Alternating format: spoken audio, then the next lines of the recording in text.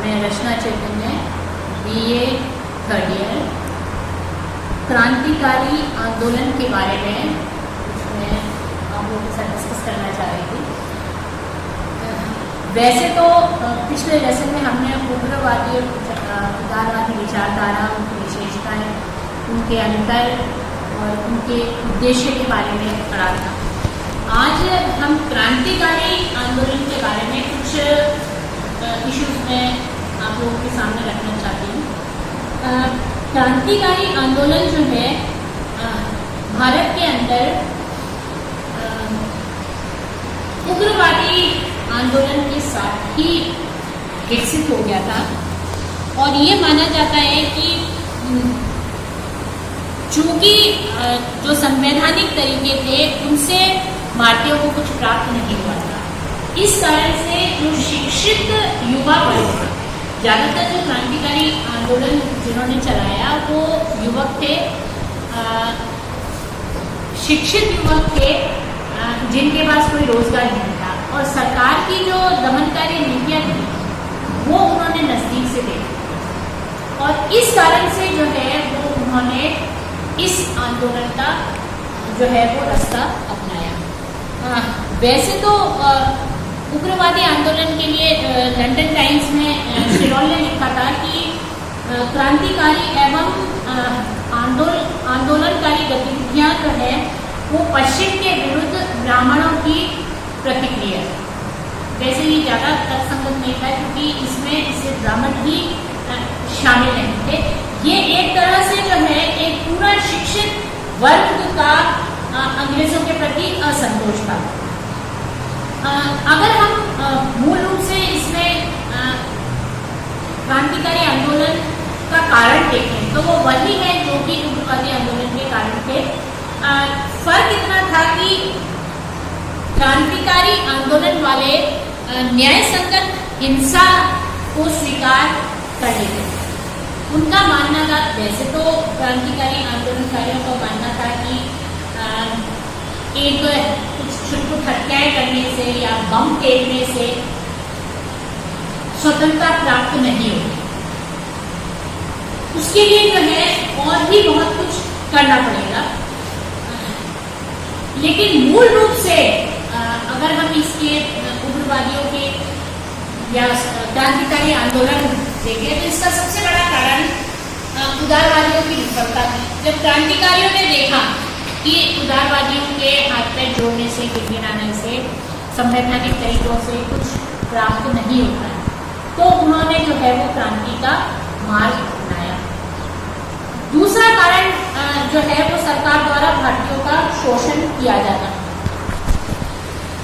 19वीं सदी के अंतिम दशकों में अंग्रेजों के विरुद्ध प्रबल असंतोष व्याप्त हो गया था, जिसके बहुत सारे कारण ऑब्वियसली थे, लेकिन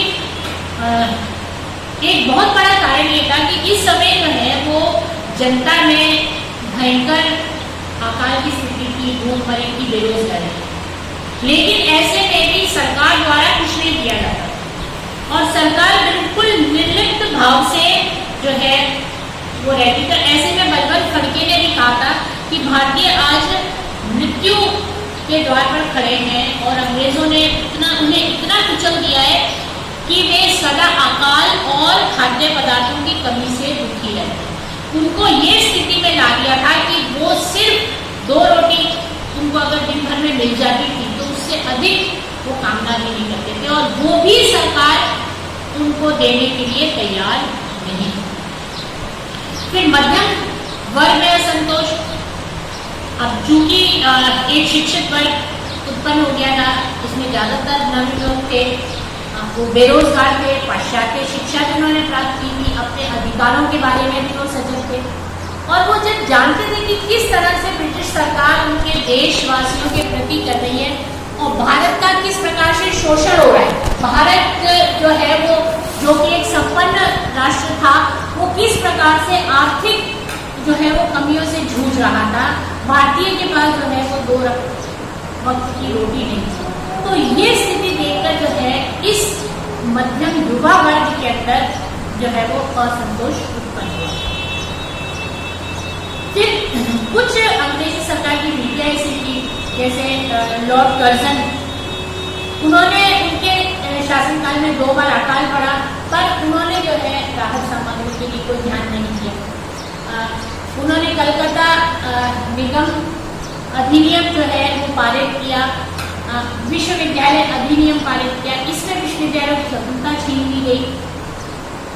और कर्जन जो है समय समय पर इस तरह की घोषणा करता था कि केवल अंग्रेज ही भारतीयों पर शोषण करने के योग्य हैं। तो ऐसे से जो है वो बहुत ही युवाओं के अंदर उग्रता आ गई। इवन लॉर्ड मांडो, जो कि उस समय भारतीय सचिव थे, उन्होंने भी कहा था कि ये अंग्रेज जो दमनकारी नीति अपना रहे हैं भारतीयों के विरुद्ध, इसका नतीजा जो है वो बहुत घातक हो सकता है।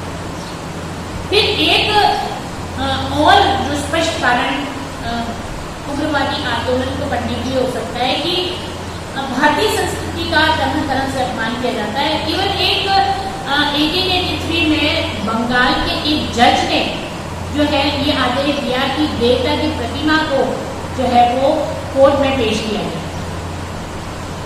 ऐसे में जो है वो जब इसका सुरेंद्रनाथ बनर्जी ने इसका विरोध किया कि ये जो है वो अपमान है भारतीय संस्कृति का और ऐसा नहीं होना चाहिए, तो उनको जो है वो 2 महीने का कारावास का दंड सुनाया गया। तो इन सब कारणों से जो है जो शिक्षित युवा वर्ग था उसके अंदर जो है वो आंदोलन करने की इच्छा जागृत। और ये स्वाभाविक है, नेचुरल है कि जब व्यक्ति को अपने अंदर जो उसके अंदर जो उग्र भावनाएं हैं उसको उकसाया जाता है, और अगर उसको सही निकलने का सही माध्यम नहीं मिलता है तो वो उग्र रूप धारण करता है। और सरकार की दमनकारी नीति बढ़ती गई, वो भारतीयों को कुचलते रहे, उसके आर्थिक हितों को नुकसान पहुंचाते रहे। ऐसे स्थिति में जो है वो क्रांतिकारी जो है उनका उग्र होना स्वाभाविक था। धन्यवाद।